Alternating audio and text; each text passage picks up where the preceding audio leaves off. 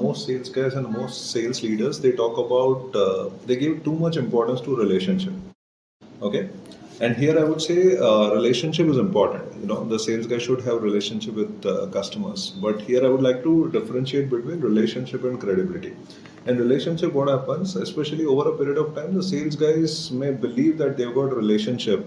But when you go deeper, you realize that relationship is very transactional, or that relationship is not necessarily with the right customer contacts in the customer organization. It is predominantly with junior to, let's say, a few medium customer contacts.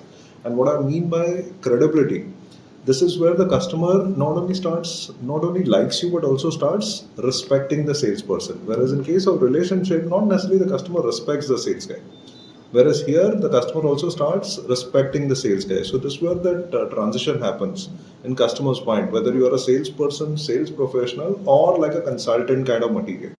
If you have a relationship, not necessarily you will be able to establish credibility. But if you have established credibility, then 99 out of 100 time you will have a good relationship with your customers and the right customer contacts. Now, to answer your another question, which is how the great sales guys establish credibility. So the way it happens, see, average hardworking sales guys, they just respond to the client's need or the client's expectation. But when the great sales guys, with them, they always add value to each and every conversation, be it a in-person conversation, be it a virtual meeting, be it a telephone call, or be it even an email conversation, right? They always add value. So what I mean by adding value, the great sales guys, they always have that expertise, knowledge, insight. They always bring with every conversation. So the way it happens, because they have got this knowledge, expertise, insight, they are able to educate the customer. Okay, they know the industry best practices. They know what could be the migration challenges. For example, the way they ask questions, right? That also establishes credibility, because the great sales guy, the way they ask questions, their customer has to take a, because these are all insightful questions, not like very low value questions. With these insightful questions, I've seen the customer has to take a pause, think, and then answer. And while answering, customer also benefits, because these great sales guys, they've been able to help customer identify a problem or a issue which customer had not initially thought of. And that happened because the way the sales guy asked the question. At the same time, how they share information also. See, again, I'm saying average hardworking sales guy, they just respond to the client's need. Okay, their entire positioning is me too. Okay, sir, you have all these vendors, मैं भी एक हूँ. Whereas great sales guys, the way they share information, that they completely differentiate themselves. Because the way they share information, the customer also realizes that there is a possibility of different kind of solution, another kind of solution which the customer had not initially thought of. So in the overall things, you will see the customer is getting educated. At times, the customer is getting challenged also. See, the great sales guys are not scared of challenging the customer, but in a very professional manner, which eventually create win for the customer and win for the sales guy also. Right? So overall, if you see the great sales guy, the way they share information, they provide value beyond the product or a solution. Right? So this is how it happens. And if I could go further, let's say deeper, right? I've seen that top 5% sales guy, the way they prepare.